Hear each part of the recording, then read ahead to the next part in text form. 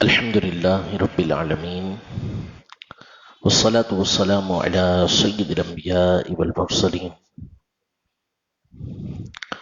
أما بعد فأعوذ بالله من الشيطان الرجيم بسم الله الرحمن الرحيم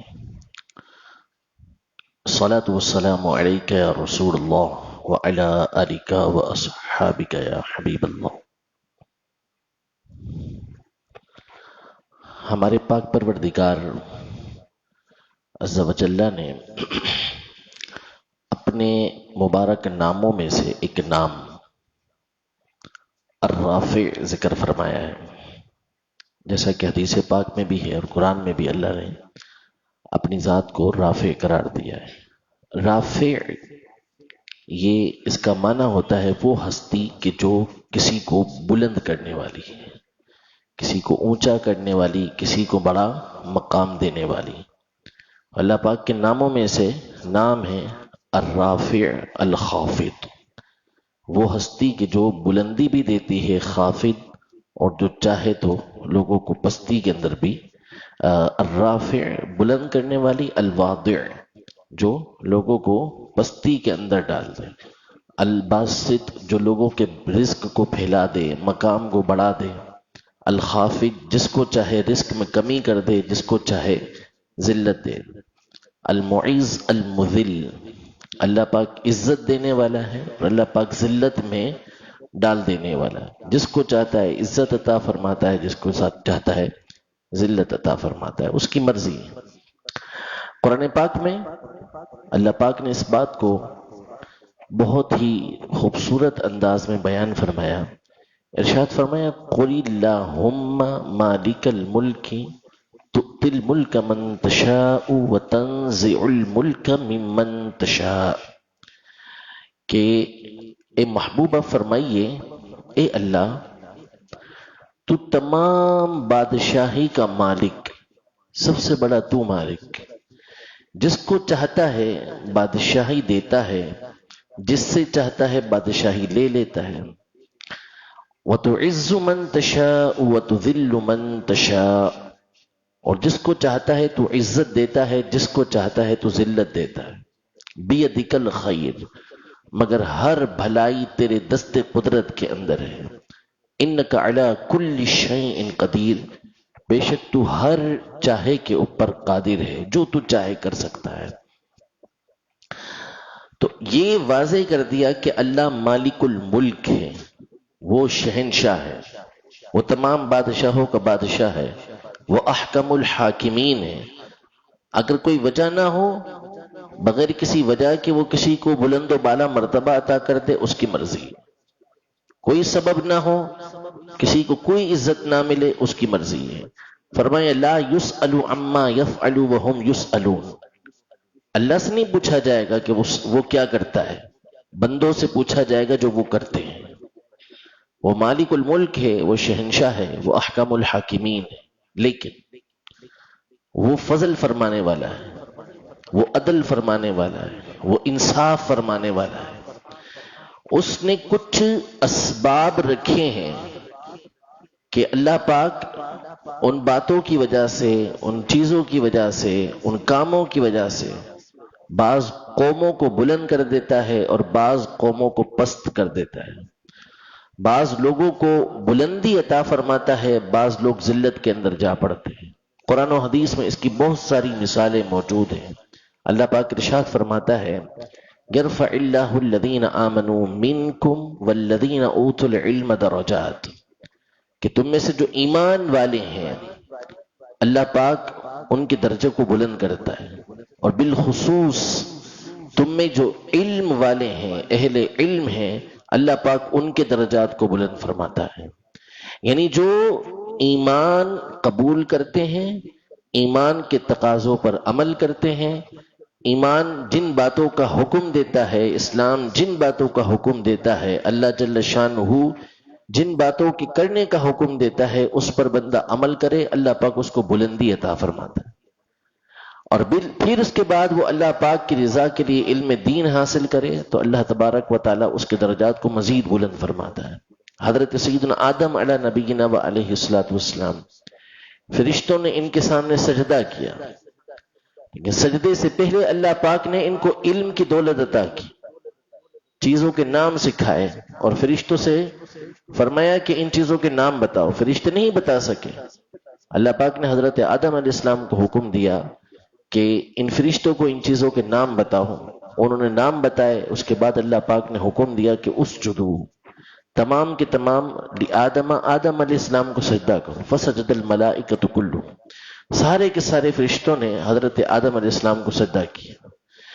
علم کی دولت حضرت آدم علیہ السلام کو دی گئی، اور اس کے بعد ان کے درجات کو فرشتوں کے سامنے ظاہر کیا گیا کہ ان کے سامنے سجدہ کریں۔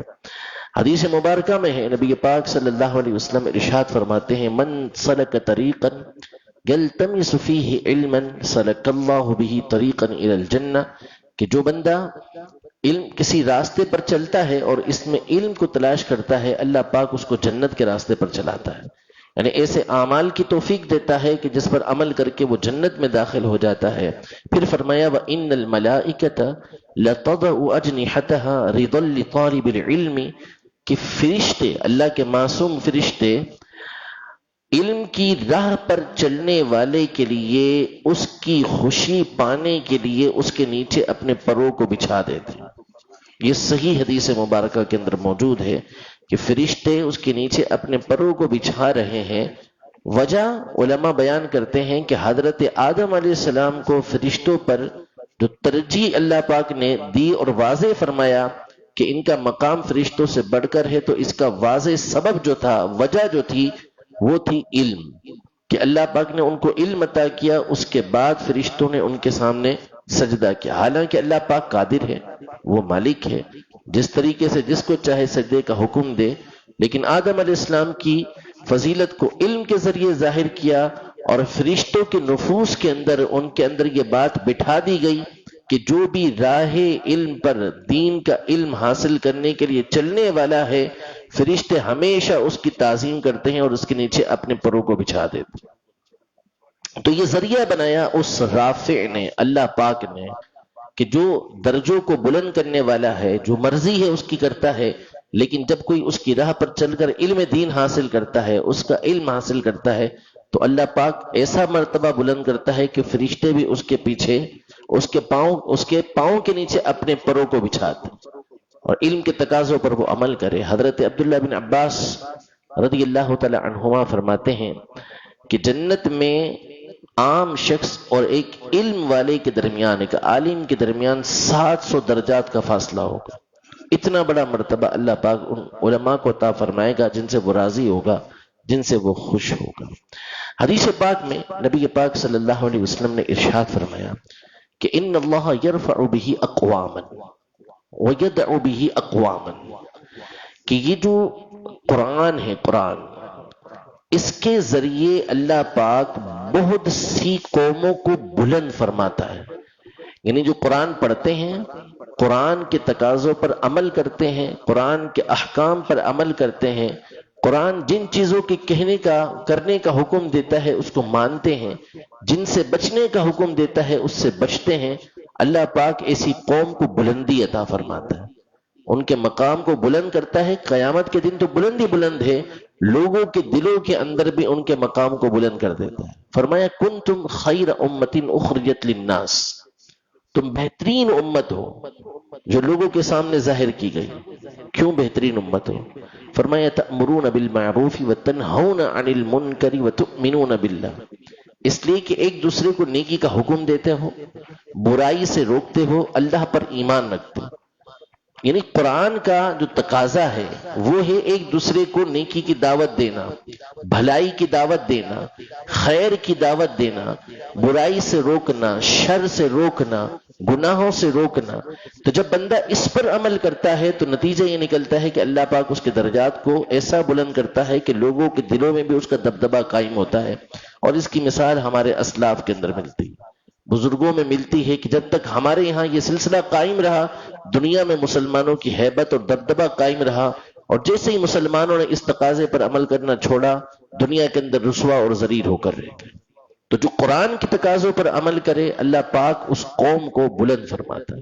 اور قرآن سے اللہ پاک کس قدر محبت فرماتا ہے اور کیسے اس کے ذریعے سے اللہ پاک درجات کو بلند فرماتا ہے، اس کا اندازہ اس سے لگائیں کہ جنت یہ کتنی بڑی ہے، یہ اللہ اور اس کا رسول ہی بہتر جانتا ہے۔ آخرت کے حوالے سے یہ ارشاد فرمائیں گے کہ آخرت کی مثال، یہ دنیا اور آخرت کی مثال ایسی ہے جیسے سمندر میں سے ایک قطرہ نکال لیا گیا، تو یہ دنیا ہے، باقی سارا کا سارا آخرت ہے۔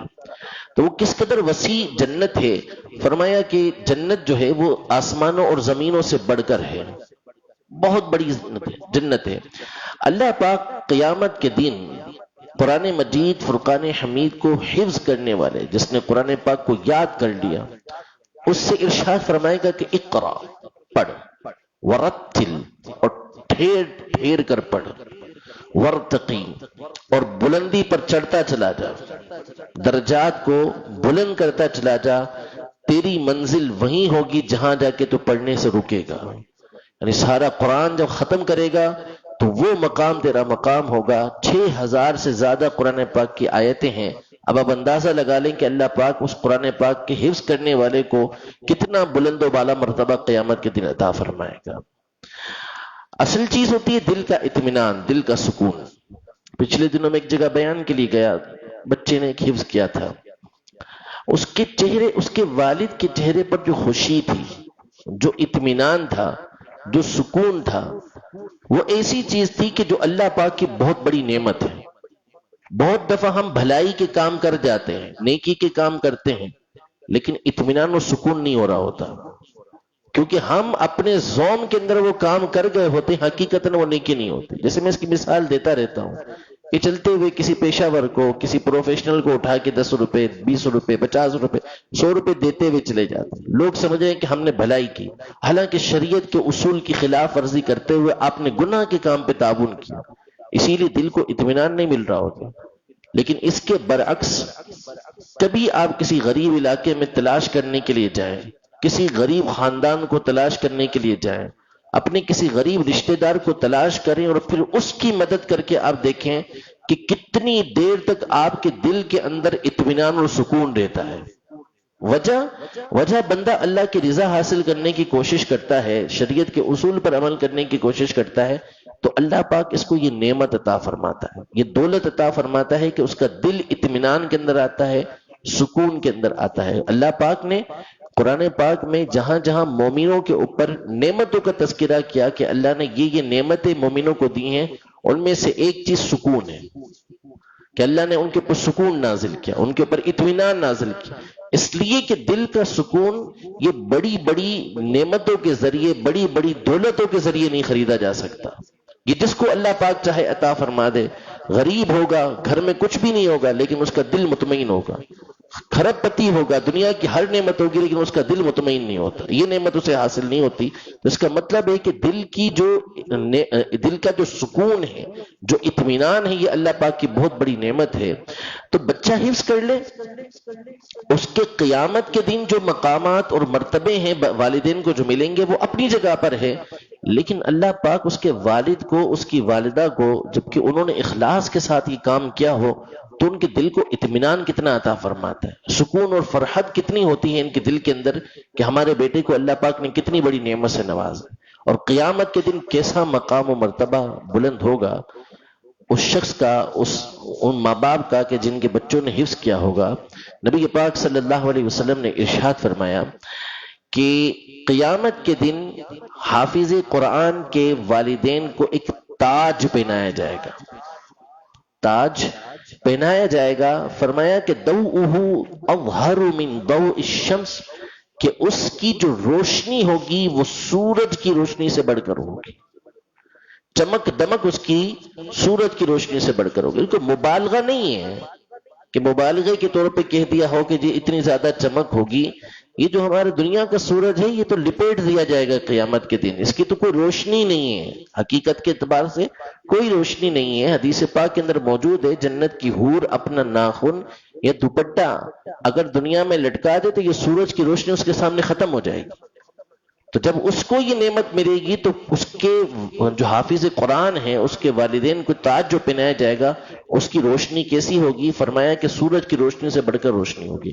اب ہم اندازہ کریں کہ آپ 10 20 30 40 ہزار افراد کے مجمع میں موجود ہوں، پورا اسٹیڈیم بھرا ہوا ہے، اور آپ کو بڑی شان و شوکت کے ساتھ بلایا گیا اور ایک سونے کا تاج آپ کے سر پر رکھ دیا گیا کہ بھائی ان کے بیٹے نے بڑے کارنامے انجام دیے ہیں، کتنی خوشی ہو رہی ہوگی آپ کو. حالانکہ ہو سکتا ہے کہ گناہ کا کام ہو رہا ہو، بہت دفعہ گناہ کے کام پہ ایسا ہو رہا ہوتا ہے، لیکن خوشی کتنی حاصل ہو رہی ہوگی کہ اتنے سارے افراد کے سامنے ہمارے بیٹے کے کارنامے کی وجہ سے ہمیں یہ شیلڈ دی جا رہی ہے یا تاج پہنایا جا رہا ہے. تو اندازہ کریں قیامت کے دن حضرت آدم علیہ السلام سے لے کر قیامت تک جتنے افراد آئے ہوں گے سارے کے سارے موجود ہوں، سب موجود ہیں.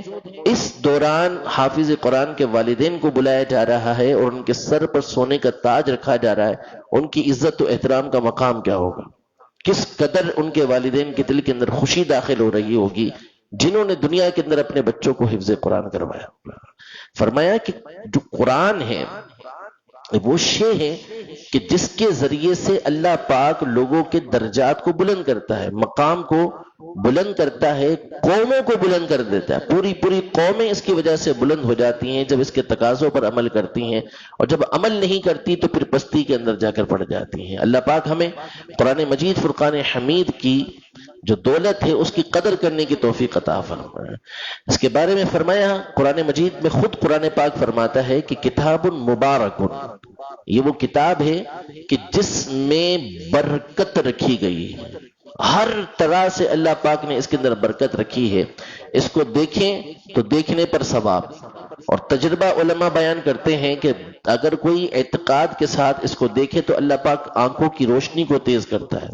اس کو ہاتھ لگائیں، ہاتھ لگانے پر اللہ پاک ثواب عطا فرمائے. اس کو پڑھیں، اللہ پاک پڑھنے پر ثواب عطا فرماتا ہے. اس میں غور و فکر کریں، اللہ پاک غور و فکر کرنے پر ثواب عطا فرماتا ہے. حتیٰ کہ اگر کسی نے گھر کے اندر قرآن پاک رکھا ہوا ہے تو فرمایا علماء نے کہ اللہ پاک اس گھر میں بھی برکتیں اور رحمتیں نازل فرمائے. جبکہ اس قرآن کا ادب و احترام کیا جائے تو اللہ پاک کی برکتیں اسے عطا فرماتا ہے. تو اللہ پاک درجات کو بلند کرنے والا ہے اور درجات کو نیچے بھی لانے والا ہے. اس کی مرضی ہے جو چاہے کرے، لیکن اس نے کچھ ذریعے بنائے ہیں کہ ہم اس پر عمل کریں گے تو بلندی عطا فرمائے گا، اگر اس کے خلاف جائیں گے تو ہم پستی میں پڑ جائیں گے. ہمیں حکم اس بات کا ہے کہ بہرحال اللہ پاک سے بلندی کا ہی مطالبہ کریں، اس کے فضل ہی کا سوال کریں، اور قیامت کی بالخصوص رسوائی سے محفوظ رہنے کی اس کی بارگاہ میں دعا کریں. اللہ پاک ہم سب کو قرآن مجید فرقان حمید کی تلاوت کا ذوق و شوق عطا فرمائے، اور اپنے بچوں کو بھی اللہ پاک ہمیں حافظ قرآن بنانے کی سعادت نصیب فرمائے. آمین بجاہ نبی الامین صلی اللہ تعالی علیہ وآلہ وسلم.